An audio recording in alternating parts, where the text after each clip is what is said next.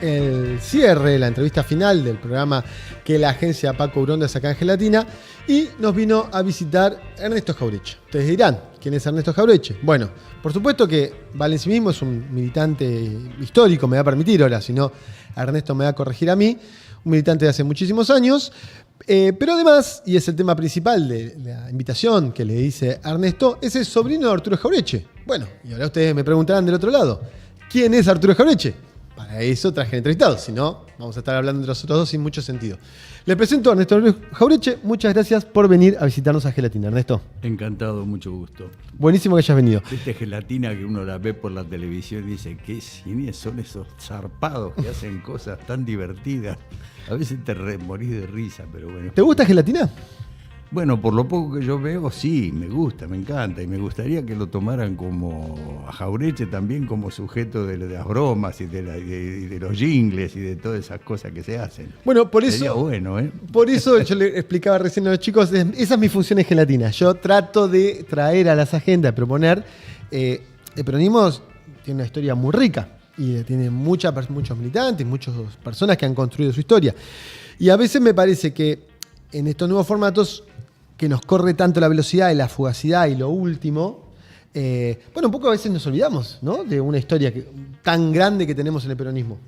Naturalmente, lo cual es lo peor que puede ocurrir, de todos modos, que nos olvidemos de nuestro pasado. Claro, quizás a los sectores dominantes les interesa que nos olvidemos de nuestro pasado. Por supuesto.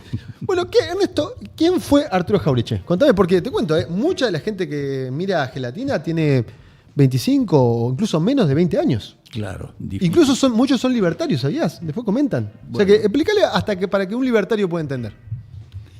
Arturo era un personaje que logró su fama, digamos, y su notoriedad en la política argentina, porque era un zarpado, porque lo invitaban a los medios de comunicación y decía cualquier cosa. Cualquier cosa. Era un tipo que estaba completamente fuera de las reglas de juego de la política, y eso lo convertía en un tipo muy, muy buscado, muy querido, muy, muy apreciado. Era muy divertido, además, muy gracioso, decía cosas muy divertidas. ¿Era un provocador? Era un provocador, en efecto. Y bueno, esa era un poco su manera de funcionar. Tenía una cosa muy, muy vasca, que era muy directo. Los Jauretches son vascos. Somos vascos, naturalmente, todos hijos de vascos. Y él, además, hijo. ¿Vascos franceses? Yo también. Claro, él era descendiente, mi familia toda viene descendiendo de una extraña que yo visité hace muchos años, aldea en los Alpes, en el País Vasco, donde de 400 familias, las 400 se llaman Jauretche. Ah, así viene del pueblo Jauretche. Sí, y el pueblo se llama... Hola, estoy buscando los Jauretche, y todos te abrían la puerta de la casa. Así que don Arturo tenía además una cosa muy particular, que es que en aquella época era todavía notable y además de algún modo apreciado por el público el acento gauchito.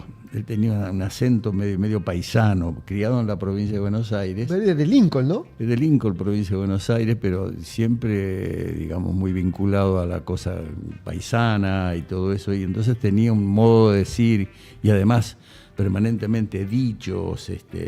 Campechano. Claro, chascarrillos, cosas así campechanas, divertidas. Algo de viejo Vizcacha. Sí, la comparación con el viejo Vizcacha no lo favorece, porque tampoco el viejo Vizcacha era muy buena persona, pero bueno.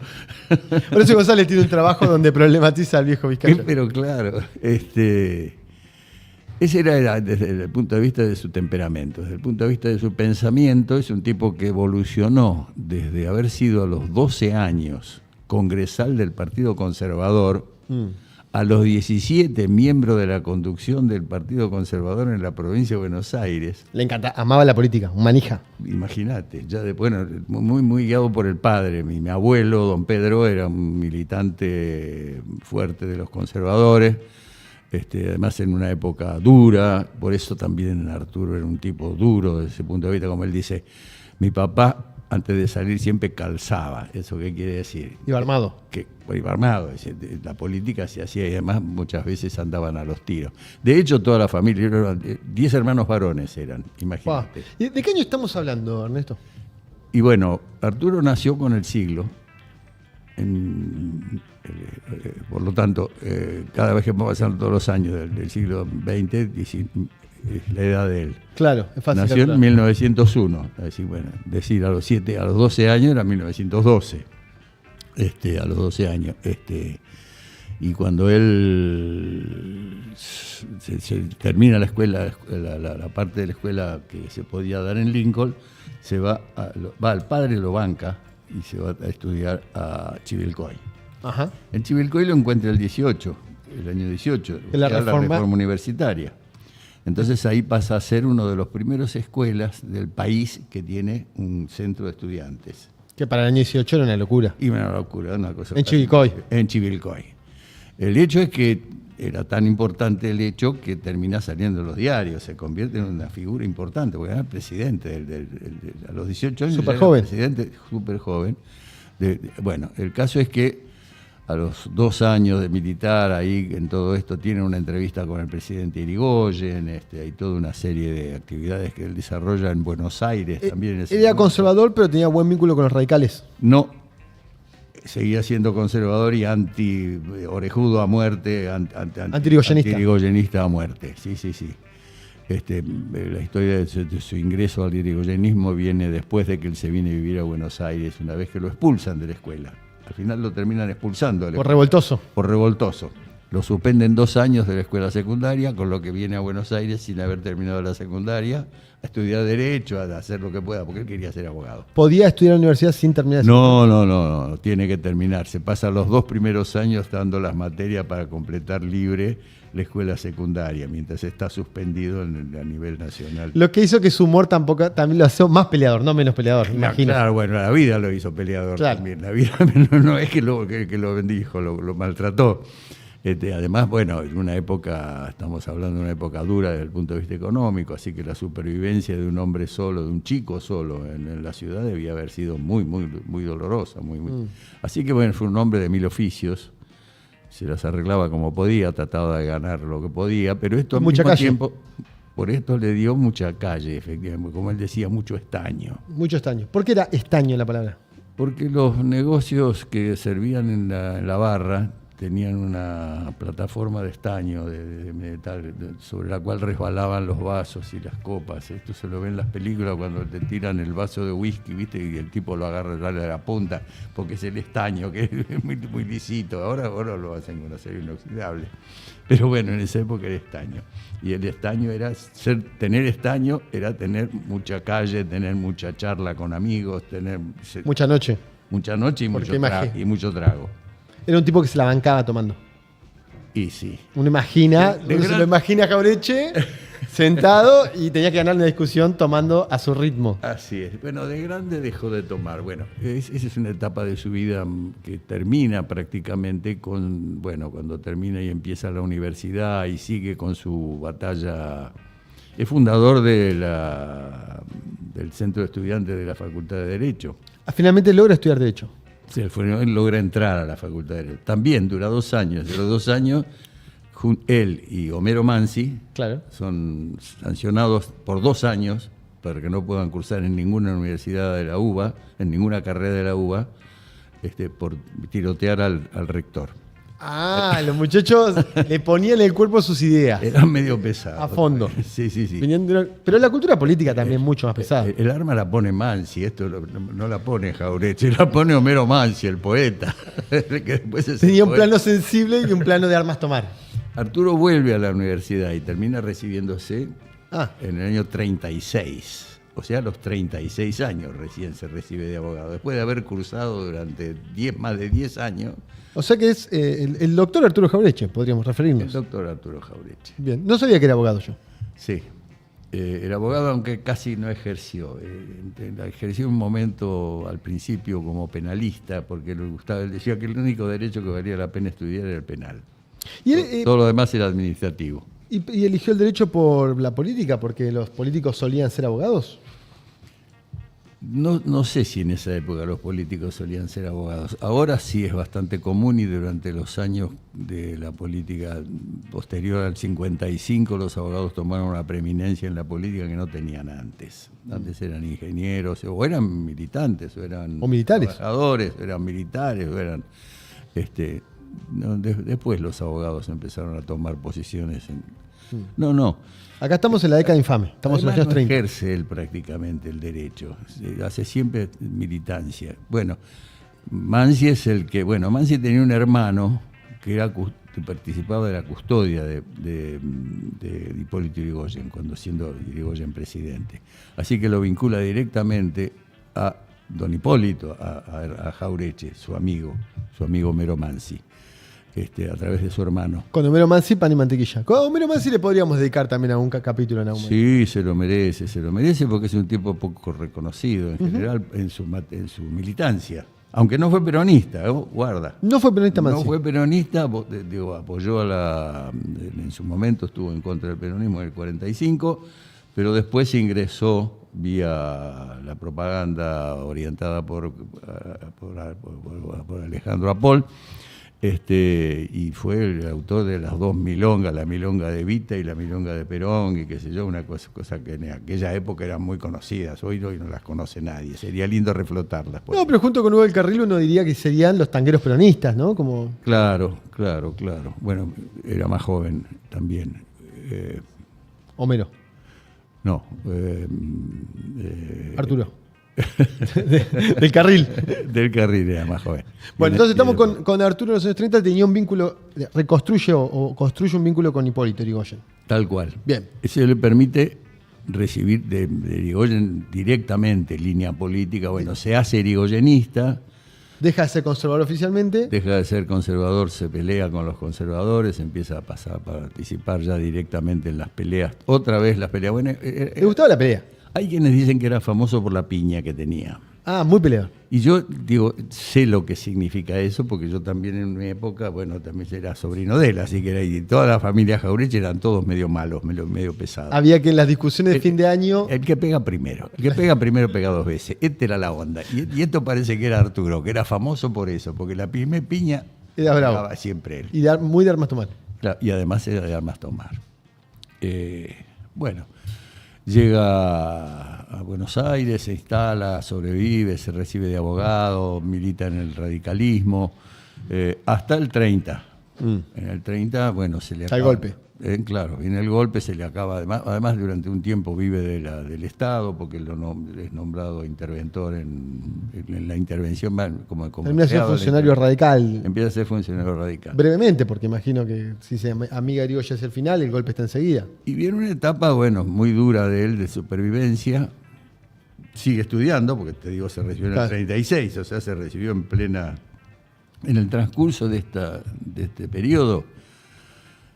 Su vinculación con el radicalismo no es con el radicalismo galerita, es con el... Porque el alvearismo seguía existiendo. El otro radicalismo había acordado con Justo. Acordémonos que Yrigoyen gobernó 2 veces y entre medio gobernó Alvear. Alvear, después digamos, su claudicación frente al establishment es posterior a la caída de Yrigoyen, al 36. El primer gobierno de Alvear... ellos eran radicales con cualquier presidente que fuera. Bien. Hasta que después, bueno, después del golpe de Estado, después del 36, después del 30, se queda vinculado al sector más intransigente, al sector que se llamaba yrigoyenista, justamente, frente al alvearismo. Ese grupo, además, decide en algún momento que no alcanza la política para cambiar la realidad y... Todos tenemos una etapa, ¿no? Donde una guerrilla. Claro, donde uno ve... Una guerrilla. Y le va mal. Una guerrilla radical. Una guerrilla radical, que tiene varias insurrecciones. Él participa de la que se llama la Repaso de los Libres. Eso es en Entre Ríos, en Corrientes. En Corrientes. Corrientes. Vienen de Brasil, se arman en Brasil, se entrenan en Brasil durante un año y después pasan ¿Tienen armas? A combatir, sí, tienen armas, pelean contra el ejército, no pelean contra la policía, pelean contra el ejército, digo, no era broma. Presidencia de Justo. Presidencia de Justo. Década infame. Sí, aquí hay cosas que vale la pena mencionar. Don Arturo siempre reivindica algunas cosas de todo esto. Una de ellas es, y creo que vale la pena pensarlo también para el presente, cuando ellos lo van a ver a Yrigoyen con Mansi, a preguntarle qué deben hacer y qué va a pasar con el futuro y todo esto, Yrigoyen le dice, no, justo va a pasar. No se desesperen. No va a durar, no importa lo que dure, si mucho o poco, pero tampoco importa, porque el que gobierna no es justo, sino el establishment. El enemigo no es justo. El enemigo es... Lo que hoy llamamos círculo rojo. Lo que podríamos llamar el círculo rojo. Y esto es todo un aprendizaje de ellos. A saber mirar la política y no quedarse por la superficie, sino mirar la profundidad de la política. Sí, casi hacia la economía también, ¿no? Claro. Va preso, por supuesto. Fracasa la guerrilla radical. La guerrilla radical fracasa. Muchos muertos, no te creas. Ahí debuta la aviación argentina. El primer bombardeo de la aviación argentina es contra los radicales en Paso de los Libres. Les tiran con todo. Sí. O sea, les dan con todo el ejército, no era una... No, pues imagino porque ellos también tenían cierta capacidad militar, porque si no... Bueno, estaban conducidos por militares y además la revolución era cívico-militar.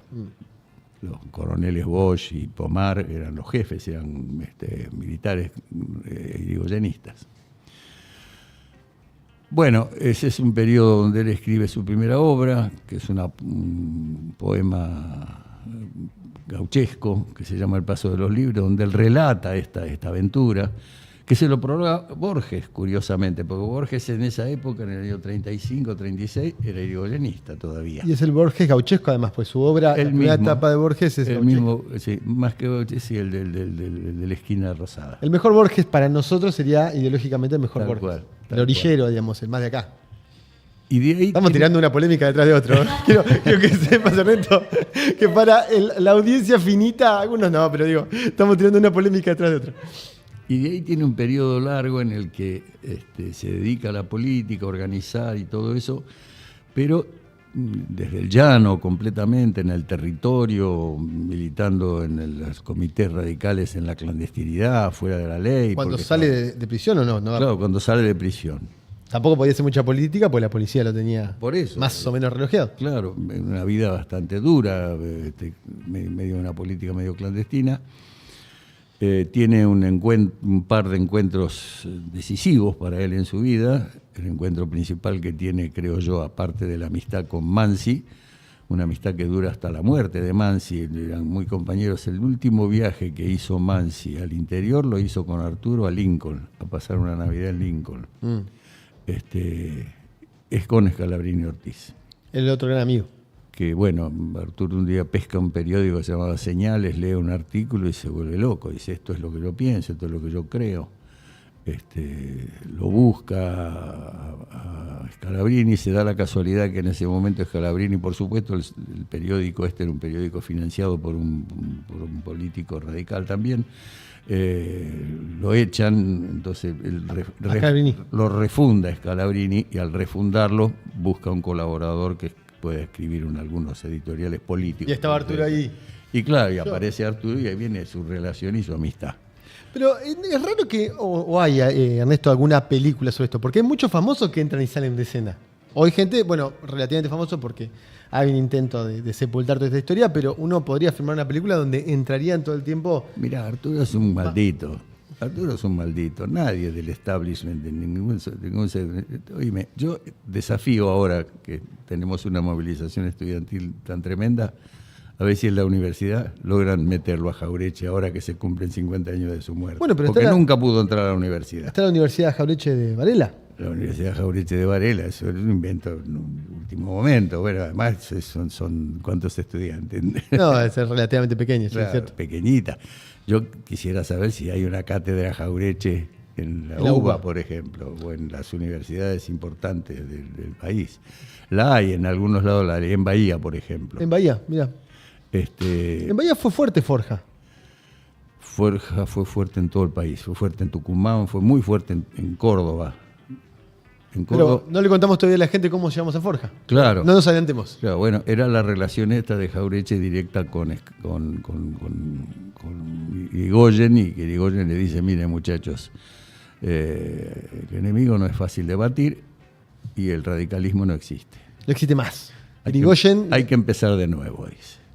Y ahí es donde los radicales deciden también desafiliarse del Partido Radical y hacer de Forja una agrupación que al principio es una agrupación radical. Empieza por los radicales fuertes, los radicales legalistas, que tiene varias líneas adentro de la batalla política del radicalismo. Una ambulancia del radicalismo al principio. Claro, no, una interna. Bien, una interna línea del interna. radicalismo, sobre todo contra el alvearismo.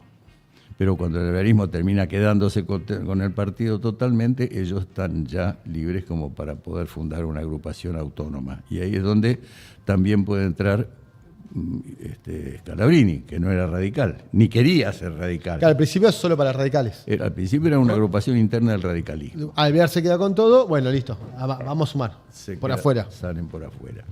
Bueno, y ahí Forja tiene un papel fundamental.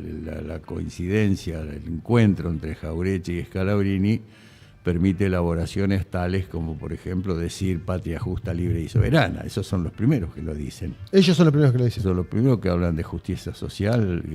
Ahí hay documentos de Forja donde se fundamenta que no hay posibilidad de soberanía nacional sin independencia económica y que solo la dependencia económica garantiza la justicia social.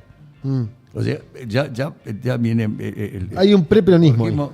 Claro, vienen fundando un poco las bases ideológicas del peronismo. Pensé que Forja era como un grupito, una horquita muy pequeña. Vos me decís que era una cosa en un momento alcanzó una escala grande. Una escala grande, además con mucho desarrollo sindical. De hecho, los dos votos que tiene la CGT en el día que se declara la huelga del 17 de octubre son los dos votos de dos miembros del Secretariado Nacional de la CGT, que eran miembros de Forja. Le contamos a nuestra audiencia tan joven que cuando meten preso General Perón, se discute si hacer un paro general o no el 17 de octubre. Y muchos, la mayoría, abrumadora mayoría de los delegados votan para que se haga el 18, lo quieren correr un día. Y nos cuenta Ernesto que entonces los delegados de Forja son, los delegados sindicales de Forja, aquellos que votan que se haga el mismo 17. Claro, ahí hay algunas anécdotas divertidas porque votan y todo lo demás, pero a la madrugada cuando salen de la votación, porque la votación dura como hasta las 11, 12 de la noche, la gente ya está saliendo a la calle. Al pedo todo. Y entonces uno de ellos lo llama a Jauretche y dice, doctor, la gente está con unas banderas saliendo, van para el centro. ¿Qué hacemos? ¿Cómo que hacemos? Agarren una bandera y pónganse en la cabeza. Claro. Pero Arturo ve nacer el peronismo y lo ve con buenos ojos. ¿O tenía una desconfianza? Porque era todo un debate, ¿no? No tan buenos ojos que a los pocos meses del 17 de octubre disuelven Forja. La disolución de Forja es... Nosotros no hemos sido capaces, no hemos tenido la energía y la presencia necesaria como para liderar este proceso. Pero ha aparecido quien lo lidera, que nuestras ideas se han encarnado en este pueblo, y este pueblo levanta un caudillo que nosotros apoyamos y por lo tanto Forja desaparece. Y se integra al peronismo. Está en la lista, no que arma Perón al principio, pero hay... Más allá de los acuerdos macropolíticos que podría hacer Perón, hay un sector grande de radicales que entra al peronismo. Un sector por Forja. Bueno, yo creo que la base política fundamental del peronismo viene del radicalismo. Tremendo, ¿eh? Tremendo que acaba de decirnos Ernesto, amigo. Sí. Sí. Parece mentira, pero así es. ¿Por qué es este radicalismo? Porque es el radicalismo irigoyenista. Digamos, el radicalismo era más o menos como el peronismo hoy día. No existía, no representaba nada, estaban aliados al establishment, estaban más preocupados por los puestos políticos, por la guita, por los puestos. ¿Vos lo ves al peronismo hoy así? Sí, lo veo en una declinación absoluta. O sea, las puertas de una refundación. A la necesidad de una refundación.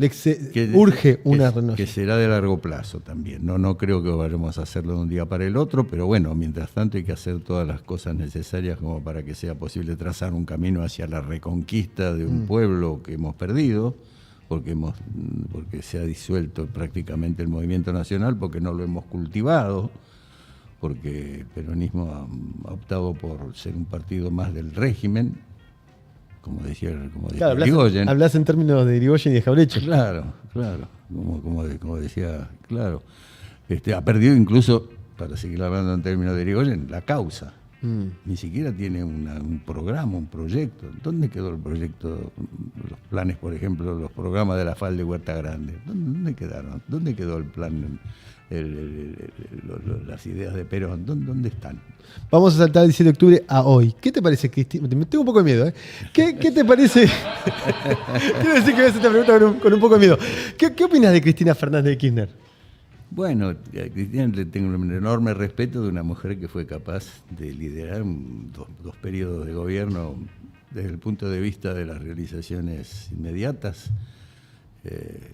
Invalorable, digo, su pasado político cuando tuvo conducción del país es valiosa, pero perdió el rumbo. Yo creo que perdió el rumbo y hoy día se derrumba junto con el resto del peronismo. Es parte de lo que parte del pasado, ya es parte de la historia. El destino del peronismo es el destino de Cristina, por lo menos a hoy. También, inevitablemente. Digo, aquello que decía Néstor, nos dicen kirchnerista para bajarnos el precio, que Cristina llegó hasta la exageración, el kirchnerismo por encima del peronismo, es más, se peleó con el peronismo desde el kirchnerismo, error gravísimo. La terminó aislando de las masas y todo demás, le impidió construir una continuidad histórica del peronismo, terminó, y bueno, errores políticos tan graves como las últimas decisiones respecto de la presidencia de la Nación, Scioli, Albertiti y todo lo demás, chao, eso se llevan puesto a cualquier dirigente. Y volviendo para atrás, ¿y la relación de Jauretche con Perón? Fue una relación tensa, siempre fue una relación tensa. ¿Perón lo reconocía como actor político? Lo reconoció mucho más tarde, lo reconoció mucho después del 55, cuando le ofreció la Secretaría de Formación Política del Partido Justicialista y Jauretche la rechazó. O sea que era una relación difícil. Claro. Bastante difícil. Sí, pero lo que pasó fue esto un poco, ¿no? Jauretche forma parte de un experimento que elabora fundamentalmente el ejército argentino. No nos olvidemos una cosa, el gobierno peronista empieza después de casi 4 años de gobierno militar. Claro, el golpe es el 43. El golpe del 4 de junio del 43. La Revolución Juniana, alguna vez hemos tocado el tema lateralmente. Claro, y recién el peronismo llega en el 45, ¿no? Esos 2 o 3 años. Febrero 46 se asume Perón. El ejército que había sido el ejército que había sostenido la expropiación del petróleo con Irigoyen, el ejército de Sabio con el acero. Con el acero. Bueno, ese ejército tenía un grupo de estudio muy fuerte adentro que, ¿cómo se llamaba? Estamos hablando de GO. Claro, el GO. Tenía un grupo de estudios adentro que elabora las medidas necesarias para que Perón pueda llegar al gobierno. Es decir, no para que Perón llegue, las elaboran y Perón llega sobre la base de esas ideas. Un programa. Perón llega ya con el Banco Central creado, nacionalizado, con la generación de la banca, con el estatuto del peón ya instalado. O sea, vos decís que el gobierno militar del 43 al 46 es un gobierno nacionalista de avanzada. Claro, de avanzada. Y que entiendo que Jauretche acompaña. Jauretche acompaña eso. Jauretche dice, durante un año me reuní todos los días con Perón. Lo dice en una... Jauretche en esa época vivía en Vicente López. Y yo esta parte la conozco de la perspectiva familiar. Y Arturo decía, todos los días me mandaba a buscar con un auto. Y yo andaba con Mansi, estábamos escribiendo tango, nos acostábamos todos los días a las 4 de la mañana, después con mucha ginebra, y resulta que me mandaba a buscar a las 5:30 de la mañana, porque a las 6 de la mañana se quería reunir conmigo, dice, me mandaba a buscar con el auto, dice, coronel, ¿qué quiere de mí? Bueno, pero la responsabilidad política por encima de todo lo demás, abandonó el tango, abandonó a Mansi, abandonó todo. Tuvo que dejar la noche a Mansi claro. En un hecho patriótico. Además, Mansi no fue peronista en ese momento. En ese momento se quedó en el radicalismo. Bueno, con lo que evidentemente Perón recoge no solamente de los documentos de Forja, los cuadernos de Forja son materiales de época que deberían ser lectura cotidiana en las universidades, por lo menos en economía y en sociología. Son materiales fundamentales para descubrir dónde está el verdadero imperio, dónde está el enemigo real, dónde está el régimen, diríamos, como decían los radicales, dónde está el establishment, como decimos hoy. Las cadenas foráneas. Tal cual. Lo que también Jauretche decía, la pandilla del barranco. ¿Dónde está la pandilla del barranco? Es decir, los ladrones, los endeudadores, los servidores de los intereses extranjeros adentro del país. Aquello que decía también Irigoyen, le temo más que al enemigo que nos oprime, al argentino que se entrega. Tengo varias preguntas, Ernesto, y se nos pasa el tiempo, pero vamos a ya que llegamos a Forja, así que ya podemos hacer algunos saltos en el tiempo y venir. Vos fuiste militante montonero, fuiste en los 70. 5 años fui. En realidad yo milité toda mi vida, porque bueno, yo no me elegí militar tampoco. A los 15 años te llevó el proceso. Me metieron en cana a mi vieja, a un tío mío, hermano de mi mamá, más a don Arturo Fugado, y bueno. Sí, la Argentina de la dictadura. Uno entró inevitablemente a partir del 55. Te diría, no conozco nada más parecido al 55 que este gobierno. Mirá. Bueno, pero la pregunta que te quería hacer es, ¿cómo se llevaba Arturo con los montoneros?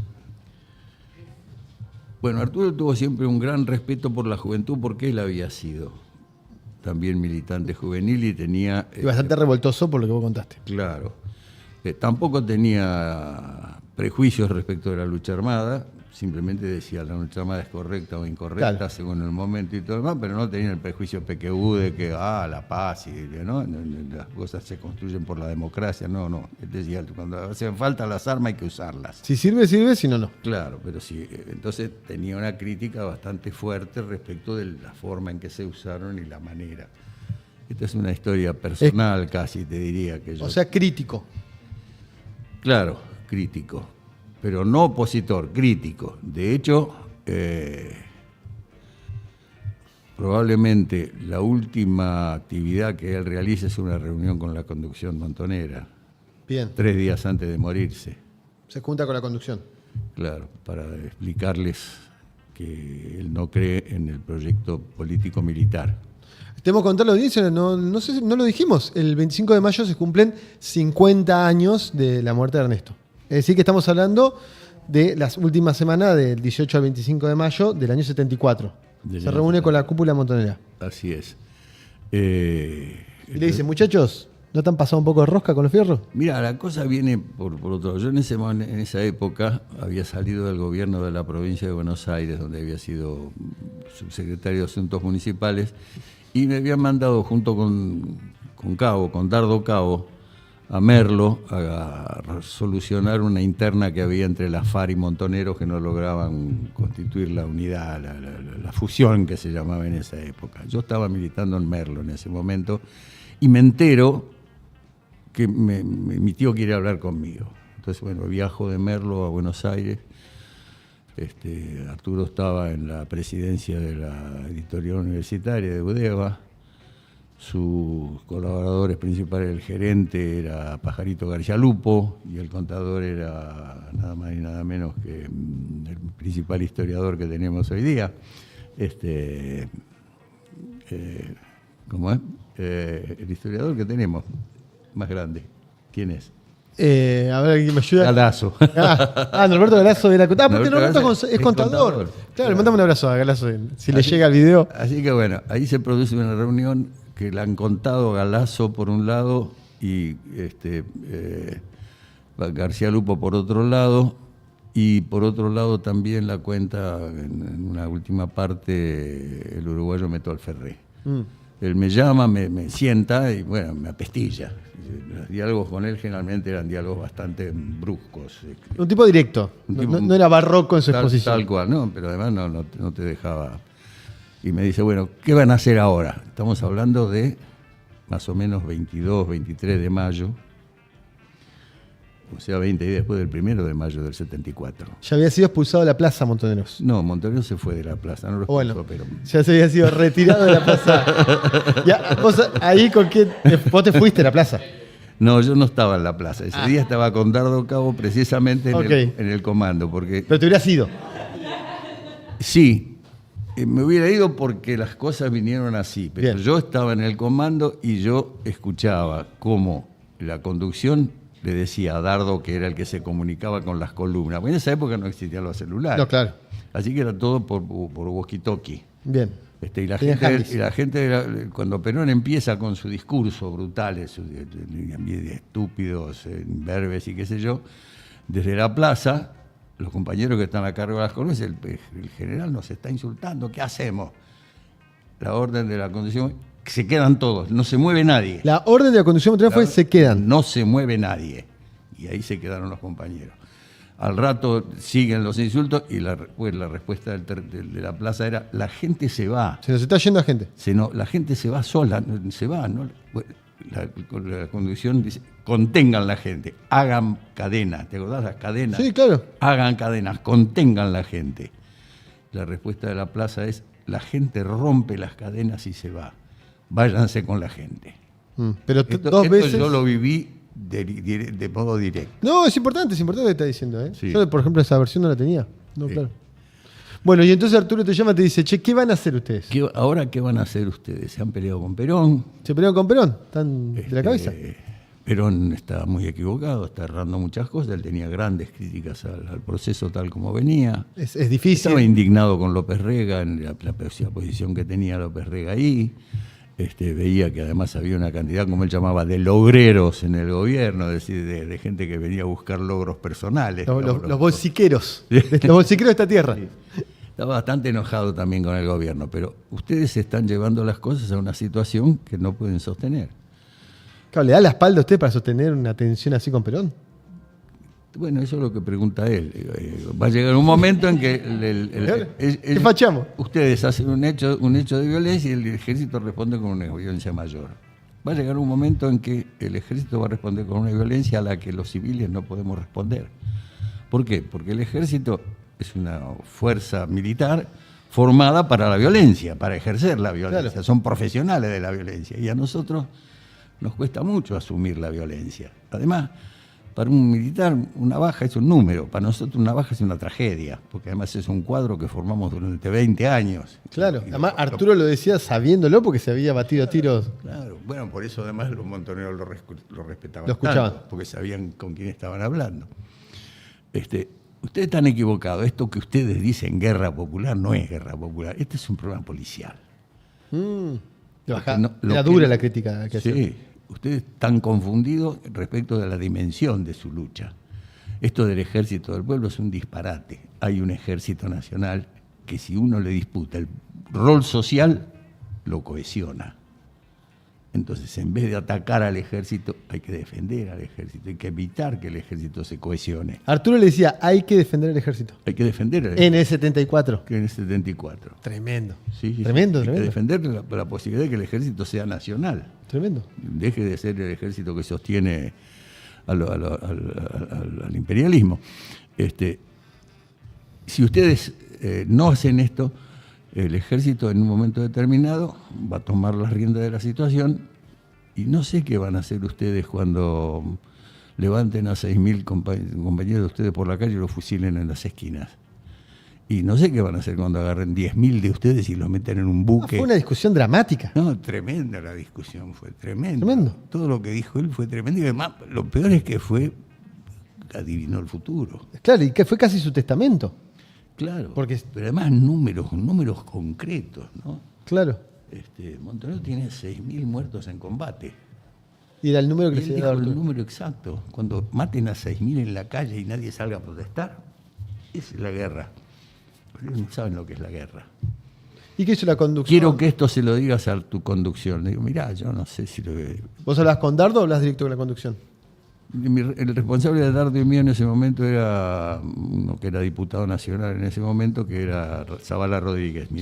Así que yo lo tenía que elevar a mi responsable, Bien. Zavala Rodríguez, que era uno de los encargados de terminar de procesar la fusión entre Montoneros y FARC. Bien.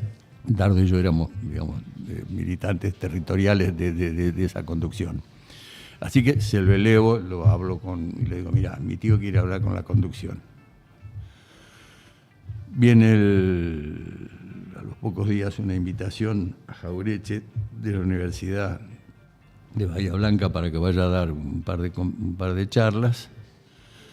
La Universidad de Bahía Blanca estaba en ese momento bastante controlada por montoneros, así que yo sospecho que se hizo esa invitación expresamente para poder hacer la reunión, porque en Buenos Aires no se podía hacer la reunión, no se podía reunir con la conducción de montoneros. No tengo confirmado que los montoneros hayan ido, pero estoy casi seguro que sí, que tienen que haber ido. Sobre todo porque la palabra de Jauretche era muy decisiva. No, y estaba diciendo palabras urgentes en tiempos urgentes. Claro, así que bueno. Esos son los últimos momentos de Jauretche que yo lo trato, es la última vez que lo veo. Y esa reunión nunca se hace porque él ya no llega a Bahía Blanca, Arturo. ¿Cómo? Arturo no va a Bahía Blanca. Sí, cómo no. Y, vos sospechás está 3 días en Bahía Blanca. ¿Y sospechás que discutió con la...? Ahí sospecho que fue, porque digo, no tenía sentido que un hombre que estaba tan agotado como él, estaba muy mal, estaba la última vez que yo lo vi. Sí, viajar a 700 kilómetros al sur. Sí, mandar a semejante viaje para dar 2 charlas. No me parece que tenga sentido, pero bueno, es probable más casi seguro que ahí el motivo era la reunión. Estamos pasadísimos. Le voy a pedir un poquito de paciencia a un poquito más vamos a tirar, porque una cosita que nos queda fuera. La posición de Jauretche respecto de Roca. Bueno, Jauretche en ese sentido es muy pragmático, ¿no? Entonces va a defender a un Roca y va a condenar a otro. Bien, hay 2 Rocas. Hay 2 Rocas. Hay un Roca fundador de las instituciones nacionales, del Estado Moderno Nacional, del Estado argentino, todo demás. Y hay un Roca que se entrega al establishment, al sistema, a la economía, y es el jefe de la generación del 80, o sea, la generación de la economía próspera. ¿Y con respecto a la campaña del desierto tenía posición? En general, Arturo tenía bastante prejuicio respecto de todo lo que tuviera que ver con el indigenismo, porque decía, son políticas para dividir, no son políticas para unir. El problema de los indígenas no es que sean indígenas, sino que sean pobres. Hay que resolver el problema de la pobreza. Resolver un problema de la pobreza, no es un problema étnico, es un problema económico. Tuvimos una entrevista muy emotiva con Ernesto Jauretche, que fue sobrino de Arturo. Le voy a dar tiempo a Marco para que, si podemos cerrar en esa música que siempre dejamos al final, sea San Jauretche Los Piojos. Y nos quedó fuera, pero ya vamos a encontrar otra excusa para volver a sentarnos a charlar, porque Ernesto participó de San Jauretche, de la canción, de la confección. Así que lo vamos a dejar para otro momento, y para que los niñatos que escuchan nuestro programa también sigan, busquen la discografía de Los Piojos de esa época, porque no es solo San Jauretche, es toda una serie de canciones que muchos de nosotros nos invitaba a participar en la política, que estaba en un momento quizás tan malo en los 90 como este. Nos decía recién Ernesto que este es el peor desde el 55 para acá. Sí, de los que yo conozco, sí. Bien. De tu larga experiencia, es el peor de 55. Sí. Este es el peor gobierno de la Todos los he militado, digamos, todos los golpes militares, pero que fueron terribles. Pero esto lo que tiene, ¿sabes qué es? Es que hemos llegado a una situación en la cual hasta tal punto el sistema político carece de toda representatividad, que pueden llegar a través de la democracia al poder los enemigos históricos de la nación de siempre. Pueden ya por concepto. Gracias, Ernesto, por venir. Vamos a buscar alguna excusa para volver a encontrarnos y hablar de San Jauretche. Gracias a toda la audiencia que se ha quedado después de hora siguiendo el programa de Agencia Paco Urondo en Gelatina. Los quiero mucho. Nos vemos el próximo sábado.